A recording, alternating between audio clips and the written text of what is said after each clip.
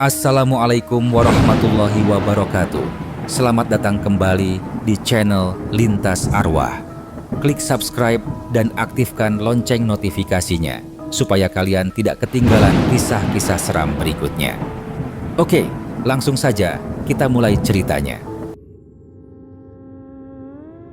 Tahun 1998. Jika kalian membuka arsip-arsip lama tentang Banyuwangi, kalian akan menemukan malam-malam penuh ketakutan, ketika siapa saja yang dicurigai sebagai dukun, hilang begitu saja.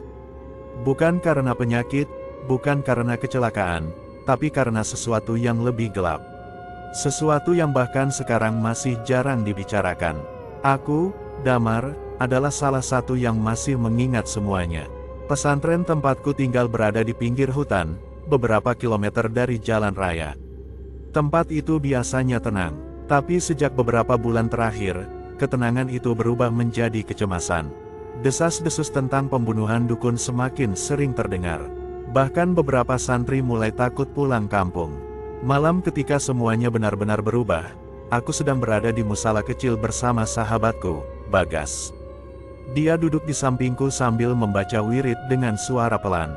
Tanpa menoleh, ia berkata, "Mar, ada warga bawah cerita. Tadi sore ada 3 orang diambil sama orang bersebo hitam. Katanya diduga dukun santet." Aku menutup kitabku perlahan. "Kamu dengar dari siapa?" "Dari paman penjaga warung," sahut Bagas. Dia lihat sendiri orang-orang berseragam hitam itu jalan lewat dekat sawah. Aku memijit pelipisku. "Zaman lagi kacau, Gas. Mungkin cuma orang lewat." Bagas mendesah tidak percaya. "Cuma orang lewat. Mereka bawa golok, Mar. 3 orang hilang. Kamu ngangka itu cuma orang yang mau ronda." Sebelum aku sempat menjawab, pintu musala terbuka cepat. Pak Harun muncul dengan napas berat. Biasanya beliau tenang, tapi malam itu sorot matanya gelisah. "Kalian lihat Kiai Maulana?" tanyanya. Aku menggeleng. "Terakhir lihat beliau sebelum Isya, Pak. Katanya mau ke rumah warga yang sakit. Seharusnya beliau sudah kembali." Nada suara Pak Harun jelas tidak biasa. Bagas menelan ludah. "Pak, apa ini ada hubungannya sama orang-orang yang berkeliaran tadi?" Pak Harun tidak menjawab, hanya berkata cepat, "Ikut saya ke aula." Semua ustaz sudah dikumpulkan. Aula pesantren dipenuhi wajah-wajah tegang. Lampu neon bergetar perlahan, suaranya berdengung. Aku dan Bagas berdiri di belakang bersama beberapa santri lainnya. Ustaz Malik, orang yang dituakan setelah Kiai Maulana, membuka rapat itu. "Kita harus tetap tenang," katanya. "Banyuwangi sedang tidak aman, tapi kita tidak boleh mudah terpancing." Pak Harun mengangkat tangan, tapi Kiai tidak pulang. Sandal beliau ditemukan warga dekat batas hutan. Seruan kecil terdengar dari para ustaz. Bagas melirikku, "Kok sandal bisa jatuh di sana?" Aku hanya menggeleng pelan. Perasaanku mulai tidak enak. Tiba-tiba pintu aula terbuka dan seorang santri masuk dengan napas terengah-engah. "Itu Maskur, Ustaz. Ada warga datang. Mereka temukan sandal Kiai, tapi takut buat periksa lokasi lebih jauh." Ruangan makin riuh. Aku melihat beberapa ustaz saling pandang, seolah menyadari bahwa keadaan semakin tidak baik. Ustaz Malik berdiri. "Kita bentuk 2 kelompok. Satu kelompok ikut saya ke lokasi. Yang lain jaga para santri." Pak Harun langsung siap. "Saya ikut tim pencarian. Kami para santri diminta kembali ke asrama." Tapi Bagas, begitu keluar aula, langsung berbisik ke telingaku, "Mar, kamu sadarkan, ini semua enggak wajar." Aku menjawab pelan, "Aku tahu. Tapi kita harus diam dulu." Bagas menghela napas panjang. "Kalau Kiai hilang beneran, kita gimana?" Aku tidak bisa menjawab. Di asrama, aku berusaha tidur tapi tidak bisa. Suara serangga malam kadang terdengar terlalu dekat. Angin yang masuk dari jendela seperti membawa bisikan dari arah hutan. Sekitar jam 11, pintu kamarku terbuka perlahan. Bagas masuk. "Mar." Aku bangun duduk. "Ada apa?" "Kita harus lihat lokasi sandal Kiai." Aku mengerutkan kening. "Gas, itu gila. Kalau benar ada orang-orang itu." "Makanya," Bagas memotong, "justru karena kita enggak tahu apa yang terjadi, kita harus lihat." Aku memandang wajah sahabatku itu. Dia ketakutan, tapi sedang memaksa dirinya untuk berani. Akhirnya aku mengangguk. Oke, tapi kita jangan terlalu jauh. Kami keluar diam-diam. Langkah kami menembus halaman pesantren yang sunyi. Lampu-lampu minyak bergoyang pelan. Dari kejauhan, hutan tampak gelap seperti dinding raksasa. Ketika sampai di batas hutan, Bagas berbisik, "Mar, lihat itu." Sebuah sandal coklat, yang sering dipakai Kiai Maulana, tergeletak di tanah dekat pohon besar. Tidak kotor, tidak rusak, seolah baru saja jatuh dari kaki seseorang. Aku berjongkok pelan, mencoba melihat sekitar. Bagas menahan tanganku. "Jangan disentuh dulu. Ada apa?" Dia menunjuk ke arah hutan. "Lihat." Aku menoleh, dan jantungku langsung seperti berhenti. Di antara pepohonan, ada seseorang berdiri. Tingginya sekitar rata-rata orang dewasa, tubuhnya tegap, dan pakaiannya serba hitam, seperti ninja yang sering orang bicarakan. Dia tidak bergerak, tidak bersuara, tapi aku tahu dia sedang melihat kami. Bagas menggenggam lenganku kuat-kuat. "Mar, itu mereka kan?" Aku mundur selangkah, tidak mampu bicara. Sosok itu tiba-tiba mengangkat sesuatu. Benda panjang, seperti sebilah pedang. Bagas berbisik, hampir tidak terdengar, "Mar, kita harus lari sekarang." Tapi sebelum kami sempat mengambil langkah, sosok itu melangkah maju, keluar dari balik pepohonan. Dan saat itulah aku sadar, apapun yang terjadi di Banyuwangi tahun itu, akhirnya sampai tepat di depan mataku. Sosok berpakaian hitam itu terus melangkah keluar dari kegelapan hutan. Aku dan Bagas sama-sama membeku. Kaki rasanya menolak digerakkan. Hanya suara napas kami yang terdengar semakin cepat. Dia berjalan seperti orang yang sudah hafal setiap jengkal tanah di hutan itu. Tidak terburu-buru, tapi mantap. Seperti pemburu yang tahu korban di depannya tidak punya tempat kabur. "Mar, jangan bengong, lari," bisik Bagas tanpa menoleh. Aku tidak tahu bagaimana, tapi tubuhku akhirnya bereaksi sendiri. Kami berdua berbalik dan berlari sekuat tenaga menuju halaman pesantren. Suara langkah kami menimbulkan bunyi di tanah kering. Sementara di belakang, terdengar suara patahan ranting yang jelas-jelas bukan suara angin. "Mar, cepat!" teriak Bagas. Aku tidak menoleh, takut melihat seberapa dekat sosok itu. Kami mencapai halaman, melewati batang pohon pisang yang bergoyang tertiup angin. Lampu-lampu minyak yang digantung di beberapa tiang terasa terlalu redup untuk situasi seperti ini. Ketika kami hampir sampai di teras musala, sebuah cahaya senter tiba-tiba menyorot wajah kami. "Berhenti!" Itu suara Pak Harun. Kami berhenti mendadak, napas tersengal-sengal. Pak Harun mendekat. "Kalian berdua dari mana? Sudah saya bilang jangan keluar." Bagas masih berusaha bernapas normal. "Pak, di hutan." Aku menunjuk ke arah pepohonan. "Ada orang, Pak." Pakaian hitam, jalannya mendekat ke kami. Raut wajah Pak Harun langsung berubah. "Mana?" Kami bertiga menoleh. Hutan itu sunyi. Tidak ada siapapun. Seolah-olah apa yang kami lihat tadi hanya bayangan. Bagas berbisik lirih, "Pak, tadi beneran ada." Pak Harun menatap kami serius. "Kalian berdua masuk. Kunci pintu asrama. Jangan keluar sampai saya bilang." Dia lalu pergi dengan senter menyala. Tapi bukan ke hutan, beliau berjalan cepat ke arah aula, mungkin memanggil ustaz lain. Bagas menatapku. "Mar, kamu yakin enggak salah lihat?" Aku menjawab pelan, "Aku yakin." Aku lihat jelas dia angkat pedang. Bagas menelan ludah. Kalau dia bukan cuma satu orang, kalau mereka satu kelompok. Aku tidak menjawab, sebab itu bukan sekadar kemungkinan, tapi sesuatu yang selama berminggu-minggu dibicarakan warga desa. Kami kembali ke asrama. Semua santri sudah tidur, tapi beberapa terbangun karena suara langkah panik kami. Salah satu dari mereka, Wafi, mengangkat kepalanya. "Ada apa kalian lari-lari? Dikejar anjing." "Lebih parah," gumam Bagas. Aku langsung menepuk bahunya pelan. "Jangan ribut. Kita cerita besok aja." Wafi mengerutkan kening tapi akhirnya diam. Aku dan Bagas masuk ke kamar, menutup pintu pelan-pelan. Suasana kamar gelap, hanya ada cahaya lembut dari jendela. "Aku enggak bisa tidur kalau kayak gini," kata Bagas tanpa suara. Aku juga. Aku duduk di tepi ranjang. Gas, itu tadi bukan maling. Bukan orang mabuk. Dia seperti, ya kamu lihat sendiri. Bagas mengusap wajah. Aku takut, Mar. Kiai belum pulang, terus yang di hutan itu. Bagas, aku menatapnya, apa mungkin Kiai Maulana ketemu mereka? Bagas menatapku balik, dan untuk beberapa detik kami berdua saling diam. Sebab kemungkinan itu, terlalu menakutkan untuk diucapkan. Keesokan paginya, suasana pesantren berubah. Semua orang tampak lebih tegang dari sebelum-sebelumnya. Para ustaz berkumpul di depan aula sejak subuh. Beberapa santri dilarang keluar dari halaman pesantren, tapi mereka tidak banyak protes karena memang takut. Selepas duha, Ustaz Malik memanggil kami ke depan seram di aula.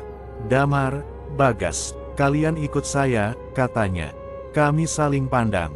Kenapa, Ustaz? Tanyaku. Kami sedang menyelidiki apa yang kalian lihat malam tadi.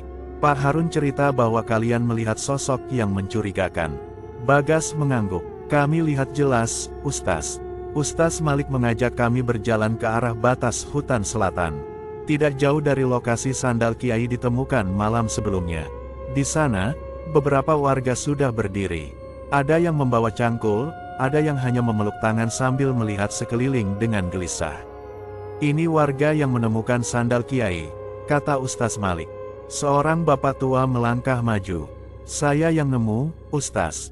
Tadi malam pas mau pulang dari ladang, saya lihat sandal itu.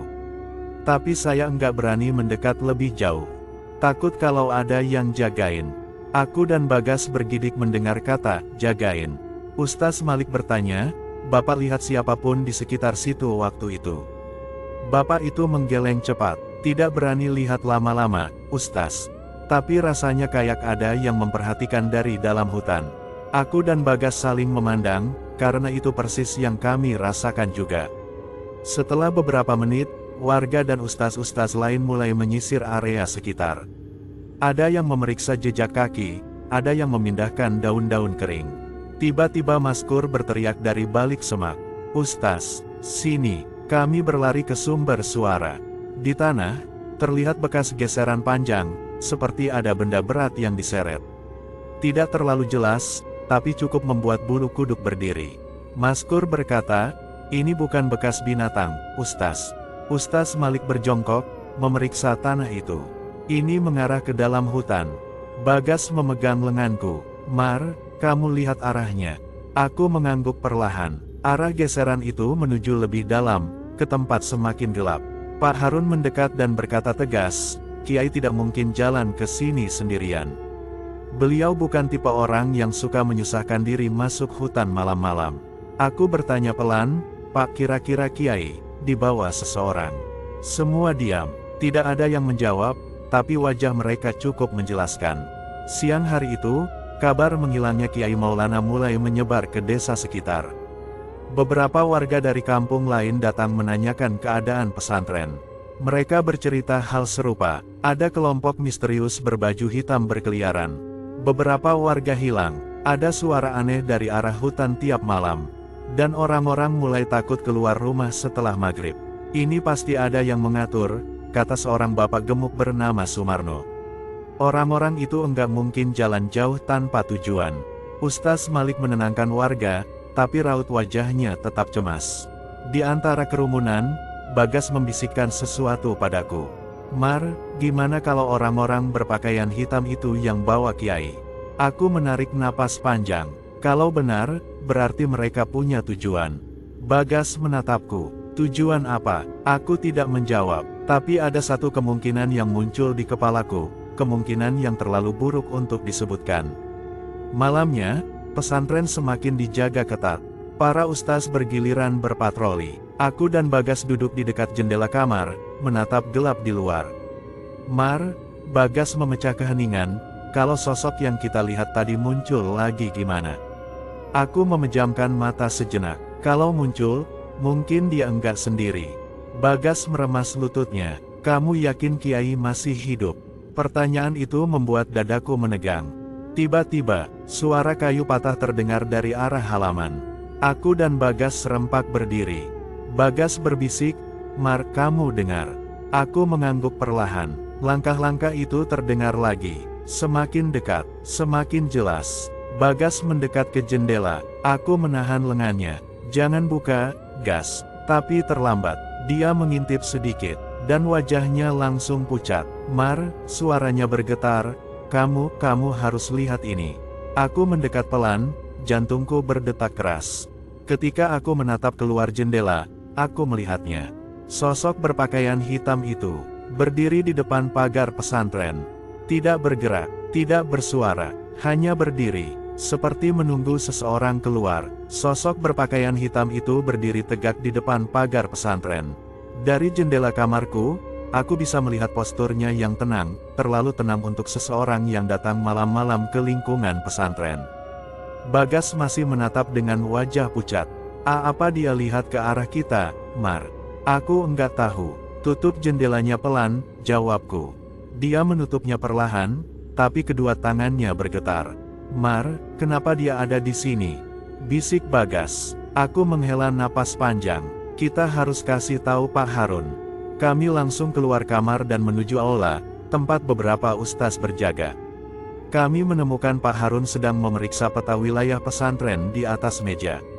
Pak, seru Bagas, ada orang itu di luar pagar. Pak Harun langsung berdiri. Kalian yakin? Yakin, Pak, jawabku cepat. Dia berdiri diam, kayak nunggu sesuatu. Pak Harun tidak membuang waktu. Ia langsung memanggil beberapa ustaz lain, termasuk Ustaz Malik. Mereka bergerak menuju pagar sambil membawa senter dan kayu panjang untuk berjaga-jaga. Aku dan Bagas mengikuti dari kejauhan, tidak berani terlalu dekat. Saat para ustaz menyorotkan cahaya senter ke arah pagar, kami semua terpaku. Kosong, tidak ada siapapun. Ustaz Malik mengerutkan alis. Kalian yakin tidak salah lihat? Bagas mengangguk cepat. Ustaz, saya lihat jelas. Bahkan posisinya dekat banget. Aku menambahkan, dia berdiri di tempat itu. Persis di depan pohon yang miring. Pak Harun memeriksa tanah di dekat pagar. Ada beberapa daun kering yang tampak baru terinjak, tapi tidak cukup jelas untuk membuktikan apapun. Dia sengaja masuk dan pergi cepat, gumam Pak Harun. Orang seperti itu pasti tahu jalan-jalan kecil di sekitar sini. Pak, aku ragu sejenak, apa mungkin orang ini yang bawa Kiai? Semua orang diam. Ustaz Malik menjawab pelan, kita belum bisa menyimpulkan apapun. Tapi, pola yang terjadi di desa-desa membuat saya cemas. Bagas menatapku. Pola, aku mengulang pelan, pembantaian dukun, kelompok berseragam hitam, orang hilang, jalan gelap menuju hutan. Bagas menyipitkan mata. Jadi mereka yang datang itu, bagian dari kelompok itu.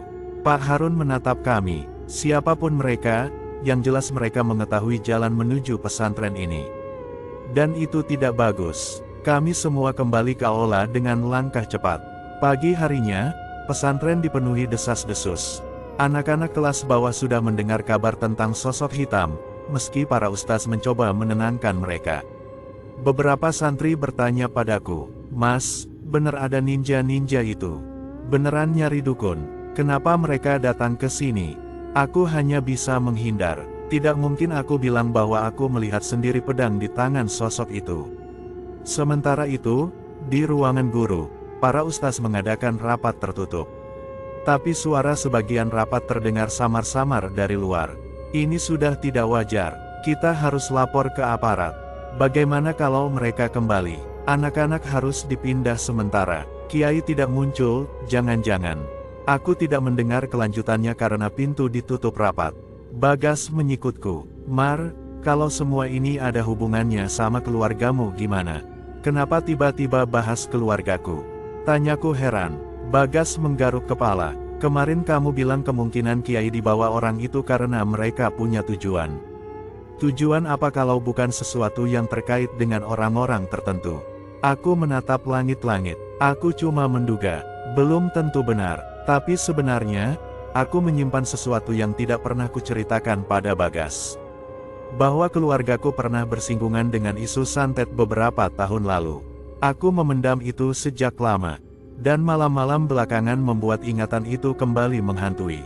Siang itu, salah satu warga desa bernama Pak Sumarno datang ke pesantren. Wajahnya tampak letih dan cemas. Ia dipersilakan duduk oleh Ustaz Malik. Pak Sumarno langsung bicara tanpa basa-basi. "Ustaz, tadi malam rumah Pak Joni diserang." "Diserang?" tanya Ustaz Malik. "Orang yang disangka dukun, Ustaz. Padahal beliau cuma tukang pijat biasa. Aku dan Bagas berdiri tak jauh dari mereka." Pak Sumarno melanjutkan, "Ada 3 orang pakai hitam, wajahnya tertutup kain.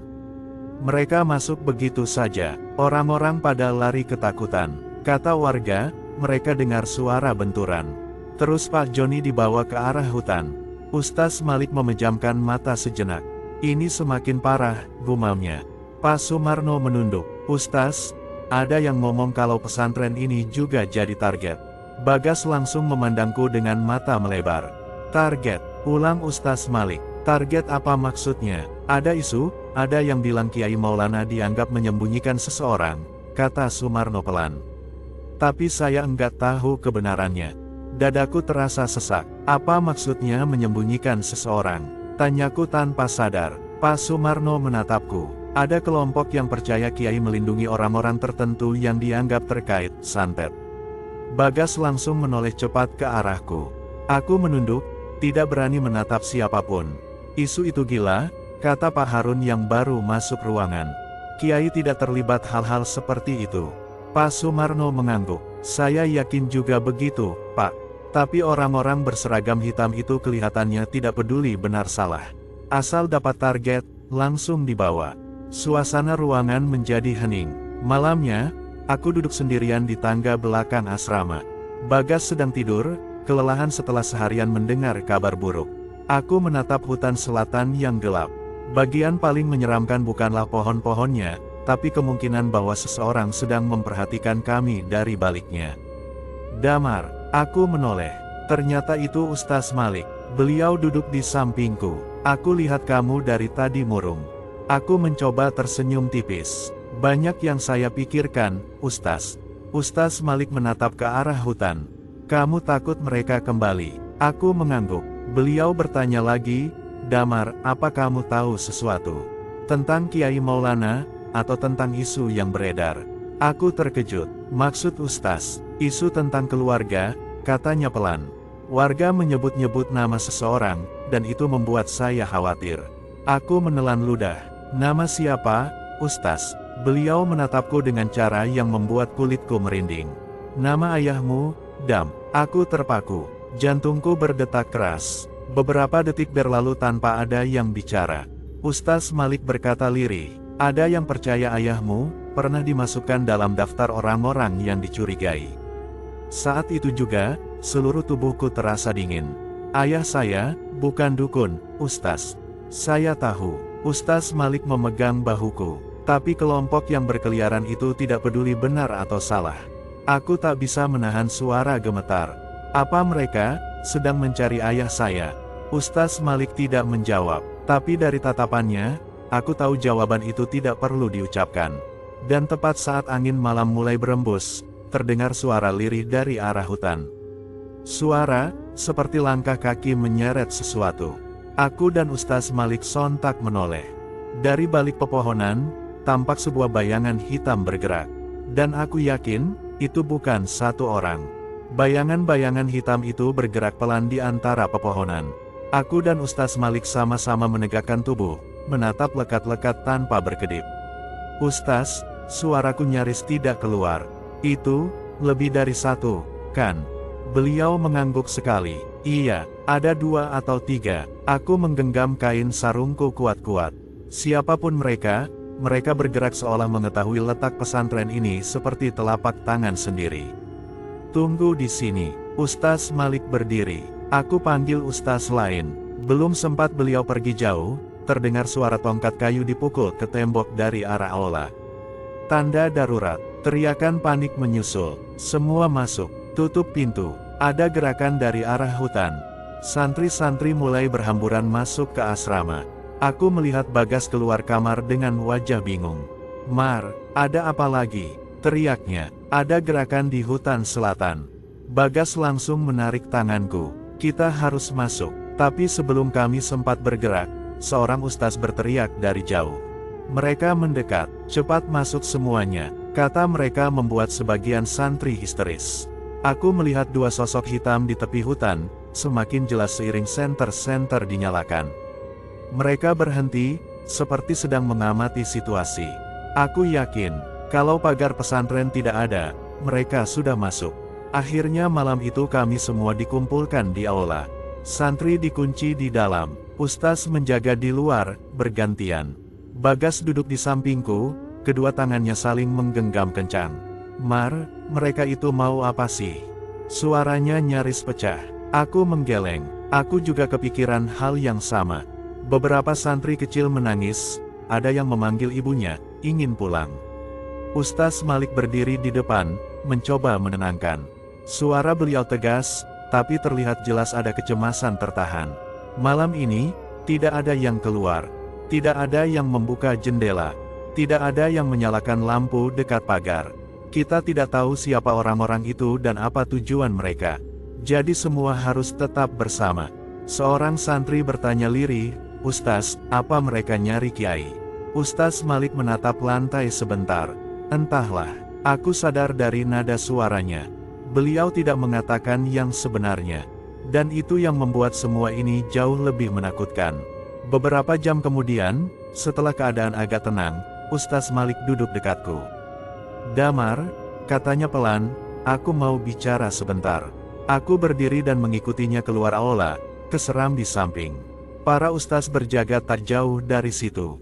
Damar, aku perlu tahu sesuatu. Beliau menatap mataku dalam-dalam. Kenapa ayahmu dimasukkan ke dalam daftar orang-orang yang dicurigai waktu itu? Aku langsung merasa dadaku mengeras. Ustaz, itu cuma fitnah. Ayah saya cuma tukang jamu keliling. Dia tidak pernah belajar hal-hal aneh. Ustaz Malik mengangguk. Aku percaya, tapi orang-orang yang berkeliaran saat ini, mereka tidak peduli kebenaran. Aku menelan ludah. Ustaz, jangan bilang mereka datang ke pesantren untuk cari ayah saya. Beliau memegang bahuku. Damar, dengar, beberapa warga bilang ada yang menyangka Kiai Maulana melindungi seseorang. Dan nama ayahmu sempat disebut. Aku merasa tubuhku lemas. Semua kilas balik masa lalu bermunculan. Ayah pernah difitnah sakit hati oleh warga. Ada yang tiba-tiba sakit misterius, lalu menuduh sembarangan. Ayah sempat dibawa ke balai desa, tapi tidak pernah terbukti apa-apa. Aku pikir semua itu sudah lewat. Ustaz, itu sudah lama, kataku lirih. Kenapa muncul lagi sekarang? Beliau menghela napas panjang, karena masa sulit membuat orang mencari kambing hitam di mana saja. Dan kelompok berbaju hitam itu, bukan orang sembarangan. Mereka bergerak terorganisir. Aku memegang dinding. Jadi, Kiai Maulana hilang karena beliau menolong ayah saya. Ustaz Malik tidak menjawab. Dan keheningan itu jauh lebih menyayat daripada jawaban apapun. Sekitar pukul 3 dini hari, ketika sebagian besar santri mulai tertidur kelelahan, suara langkah kaki terdengar dari arah luar aula. Aku dan Bagas sontak bangun. Ada dua ustaz berlari ke arah serambi. Ustaz Malik, ada warga datang, teriak salah satu dari mereka. Kami semua menoleh. Seorang lelaki parubaya masuk tergesa-gesa, napas terhuyung. Mukanya pucat, bajunya penuh debu. Ada apa? Tanya Pak Harun. Lelaki itu berkata terbata-bata, Ustaz, kalian harus lihat ini, di hutan selatan, ada temuan, saya enggak berani lihat sendiri. Suara beliau gemetar seperti habis melihat sesuatu yang tidak seharusnya dilihat manusia. Temuan apa? Tanya Ustaz Malik. Lelaki itu menelan ludah keras-keras, lalu menjawab. Saya menemukan kain. Kain yang dipakai Kiai Maulana semalam. Suasana langsung berubah kacau. Bagas menoleh padaku. Mar, kamu dengar tadi. Aku mengangguk pelan, tapi tubuhku terasa ringan seperti tidak ada tulang. Di mana tepatnya? Tanya Pak Harun. Di bawah pohon besar, dekat jejak seretan yang ditemukan kemarin, jawab lelaki itu. Aku merasakan gelombang rasa takut naik ke dadaku. Bukan takut akan sosok hitam itu, tapi takut mengetahui apa yang mungkin sudah terjadi pada Kiai. Beberapa ustaz langsung membentuk tim kecil. Aku dan Bagas ingin ikut, tapi Pak Harun menghadang. Kalian di sini saja, ini terlalu berbahaya. Namun setelah semua ustaz pergi, Bagas menarik ujung bajuku pelan. Mar, kita ikut dari jauh. Kita harus tahu sendiri. Aku menatap wajahnya. Dia benar-benar serius. Gas, ini mungkin keputusan bodoh. Bodoh kalau kita diam saja, balas Bagas. Akhirnya aku mengangguk, dan kami berdua menyelinap keluar dari aula, mengikuti rombongan ustaz dari kejauhan. Malam gelap, tanah lembab, angin hampir tidak bergerak. Di kejauhan, cahaya senter para ustaz bergerak menuju hutan selatan. Aku dan Bagas menahan napas ketika melihat jejak seretan yang kemarin ditemukan. Dan tepat di bawah pohon besar, ada sepotong kain robek berwarna coklat muda. Kain itu adalah kain gamis yang biasa dipakai Kiai Maulana. Bagas memegang lenganku erat-erat. Mar, jangan bilang ini. Aku menatap kain itu lama. Senter ustaz menerangi permukaannya, dan di sudut kain itu, ada tetesan merah gelap yang sudah mengering. Dadaku langsung terasa panas, tenggorokanku kering. Ustaz Malik berbisik, "Ya Allah, ini buruk." Pak Harun menatap sekeliling. Kalau kain ini di sini, berarti Kiai. Aku menutup mata kuat-kuat. Tidak, aku tidak sanggup mendengarnya. Lalu, dari balik semak di selatan, terdengar suara ranting diinjak. Semua senter langsung diarahkan ke sana. Dan saat kami menatap ke arah suara itu, 3 sosok hitam muncul dari balik kegelapan. Mereka berdiri bersamaan, menghadap langsung ke arah kami. Tanpa suara, tanpa bergerak, Bagas berbisik ketakutan, "Mar, kita ketemu mereka lagi." Dan aku tahu, ini bukan kebetulan. Kelompok itu tidak sekadar lewat. Mereka datang untuk sesuatu yang jauh lebih besar. 3 sosok hitam itu berdiri mematung di balik pepohonan, hanya beberapa meter dari kami. Lampu senter para ustaz membuat bayangan panjang di tanah yang mengarah ke arah kaki mereka. Tidak ada yang bergerak, tidak ada yang bicara, hanya wajah-wajah tertutup kain dan tubuh tegap yang seolah sedang menilai kami satu persatu. Bagas menggenggam lenganku kuat-kuat. "Mar, kita balik aja. Ini enggak benar." Tapi aku tidak bisa menggerakkan tubuhku. Mata ini tidak bisa lepas dari sosok tengah, yang memegang pedang panjang di tangan kanannya. Pak Harun bersuara keras, mencoba menyembunyikan rasa takutnya. "Siapa kalian? Mau apa datang ke sini? Ini wilayah pesantren." Suara beliau menggema sampai ke dalam hutan. Sosok paling kiri melangkah maju 1 kali. Hanya 1 langkah. Tapi itu cukup untuk membuat beberapa ustaz mundur spontan. Aku menahan napas. Malam itu, aku merasa seperti ada sesuatu yang jauh lebih besar dari kami, memantau dari tempat yang tidak terlihat. Ustaz Malik berdiri di depan, berusaha tetap tegar. "Kami sedang mencari Kiai Maulana. Jika kalian tahu sesuatu." Sosok tengah, yang memegang pedang, sedikit mengangkat ujung pedangnya. Gerakan kecil, namun sangat jelas, itu bukan ancaman biasa. Itu tanda, tidak perlu bicara. Dan kemudian, tanpa suara, keempat senter kami padam bersamaan. Gelap total. Bagas langsung menjerit pelan, "Mar." Aku meraih tangannya. "Tetap dekat, jangan lari." Di dalam kegelapan, terdengar suara ranting patah. Lalu langkah kaki cepat, penuh tekanan, seolah mereka bergerak mengitari kami. Pak Harun meneriakkan komando, semua merapat. Santri-santri yang ikut berjaga berlari mendekat. Suara napas panik bercampur dengan suara gesekan dedaunan yang berputar di sekeliling kami. "Awas dari kiri," seru salah satu ustaz. Aku tidak tahu arah mana yang benar. Yang aku tahu hanyalah tanganku tidak boleh lepas dari Bagas. Tiba-tiba cahaya senter menyala lagi, milik Pak Harun, dan dalam sepersekian detik kami melihatnya. Sosok hitam itu sudah di depan kami. Hanya beberapa langkah, tanpa suara, tanpa goyangan tubuh, seperti bayangan hidup yang muncul dari tanah. Pak Harun mundur. "Kak, kalian mau apa?" Sosok itu tidak menjawab, tapi ia mengangkat pedang, lalu perlahan menunjuk ke arahku. Tepat ke arah dada Damar. Bagas tersentak. "Mar, mereka nyari kamu." Aku merasa darahku berhenti mengalir. "Tidak," potong Ustaz Malik. "Bukan Damarnya, mereka mengincar keluarganya." Sosok hitam itu menurunkan pedang perlahan. Lalu sesuatu terjadi. Dari balik pohon kedua muncul kain panjang yang digantungkan di cabang rendah. Dari jauh terlihat seperti kain biasa, tapi aku mengenalinya. Itu kain gamis Kiai, bisikku. Bagas menatapku, tidak percaya. Jadi mereka, Ustaz Malik mendekat, menatap kain itu sambil menggigit bibir. Mereka sengaja menunjukkannya. Tiba-tiba suara keras terdengar dari arah aula. Ustaz, api, api. Kami semua menoleh. Asrama bagian timur mulai terbakar, entah bagaimana awalnya, tapi asap dan api kecil mulai muncul dari salah satu sudut. Pak Harun langsung berteriak, semua kembali. Selamatkan anak-anak. Saat ustaz-ustaz berlari ke arah asrama, sosok-sosok hitam itu perlahan mundur ke dalam hutan. Seperti hilang diseret gelap, tidak ada suara peringatan, tidak ada langkah kabur. Mereka lenyap begitu saja. Kami berlari kembali ke pesantren.